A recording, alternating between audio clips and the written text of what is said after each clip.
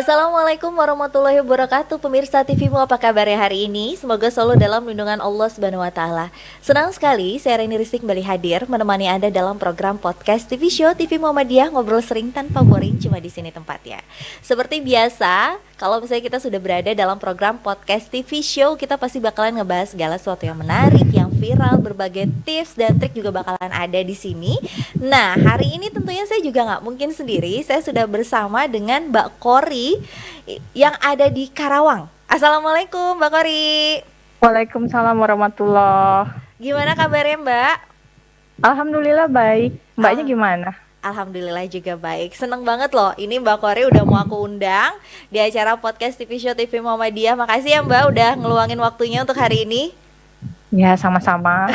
Nah, kenapa aku mau ngajak ngobrol Mbak Kori selama 1 jam ke depan, karena kita bakalan ngebahas hewan yang lucu banget, yang pasti ngegemesin banget. Dan Mbak Kori ini adalah salah satu pahlawan untuk hewan tersebut. Enggak.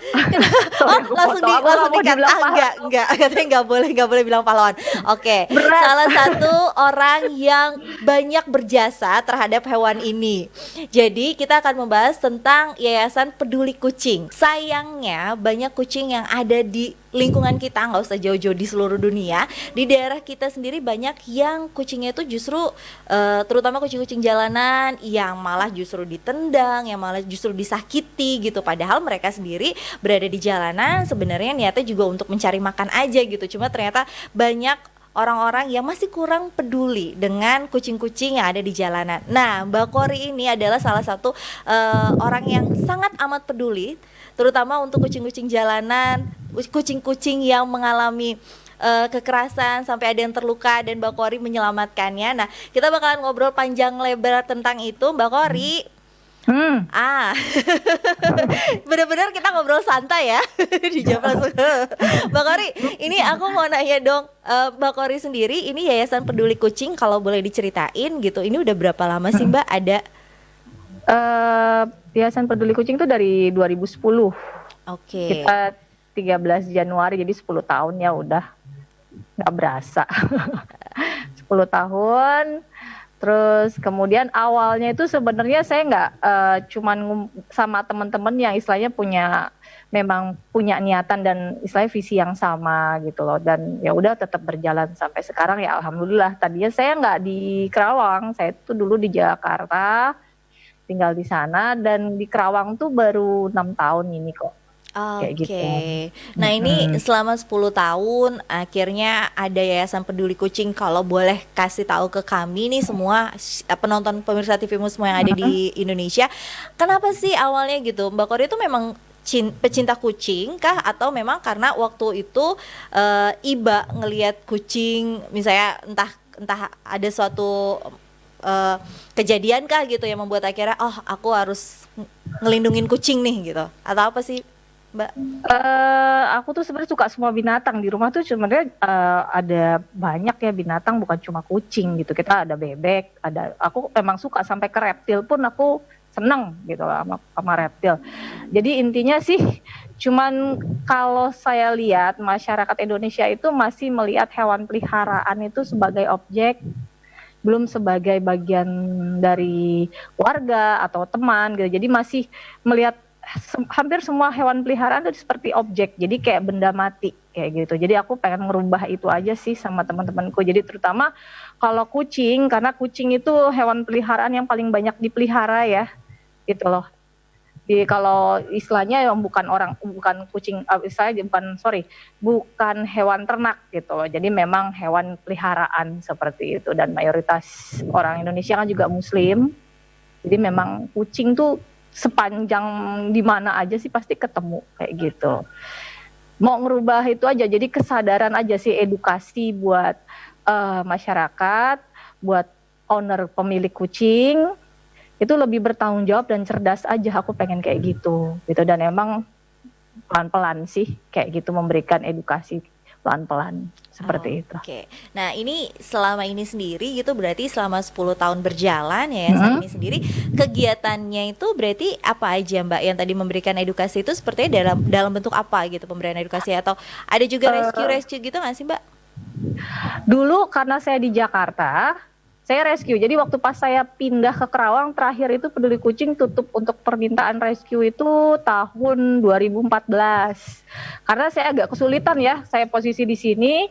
Kalau rescue itu kan mantaunya benar-benar kita harus update dan kemudian harus benar-benar standby. Jadi untuk sekarang rescue aku tutup soalnya agak repot. Mesti butuh istilahnya volunteer yang benar-benar komitmen banget gitu loh. Tapi kegiatan yang lain kayak kita selalu kasih sterilisasi gratis, kemudian ada vaksin gratis, jadi lebih jangka panjang. Karena kalau misalnya untuk sterilisasi dan vaksin itu kan istilahnya kalau aku kayak begini loh, kalau kita rescue, satu kucing itu bisa biayanya lebih dari jutaan ya, lebih mahal. Tapi kalau misalnya kita cuma steril atau vaksin, itu lebih sehatnya lebih lama gitu loh. Dan istilahnya kita di Indonesia ini udah overpopulasi banget. Makanya banyak kejadian abuse itu, istilahnya penyiksaan hewan karena memang sudah overpopulasi kayak gitu. Jadi akhirnya dianggap sebagai hama seperti itu. Oke, itu tadi aku ngeliat ada kucing hitam putih yang ada di dekat Mbak Kori itu. Itu salah satu kucing yang diselamatkan atau emang Mbak Kori memeliharanya udah lama? Ini sebenarnya kucing yang aku selamatin sendiri, tapi aku nggak masukin ke Peduli Kucing, aku biaya aku sendiri. Jadi waktu itu dia aku temuin mukanya sobek, makanya ini nggak bisa nutup mulutnya yang sebelah sini, jadi pipinya tuh bolong. Pipinya, jadi lidahnya makanya keluar terus.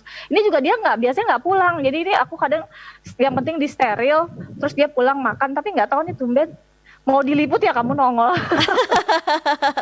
Pokoknya jadi berarti kalau misalnya boleh kasih tahu ke aku gitu, kalau di rumah sendiri Mbak Kori berarti punya berapa banyak kucing, Mbak? Di rumah tuh ada 37, jadi aku punya rumah kucing khusus di belakang.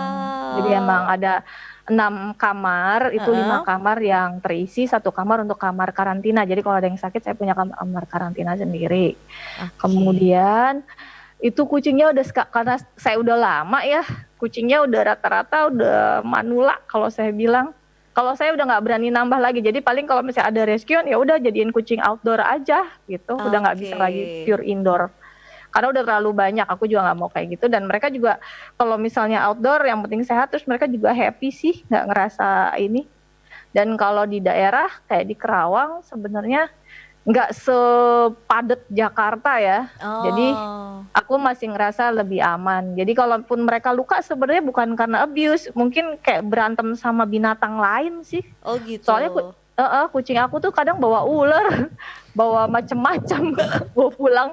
Kalau misalnya dulu di Jakarta kan paling cuman apa ya, hewan kecil gitu, kayak paling tikus atau gimana. Ini mah agak-agak serem.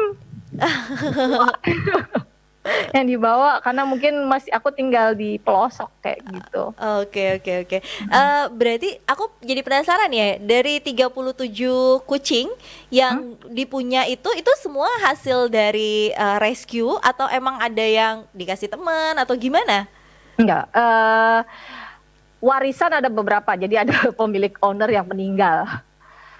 Owner kucing yang meninggal, akhirnya kucingnya kan kita ada, kalau misalnya itu ya ada teman cat lover yang meninggal, kita kayak suka bagi-bagi deh, dapat satu atau gimana gitu, yang bisa sanggup berapa ekor ambil kayak gitu.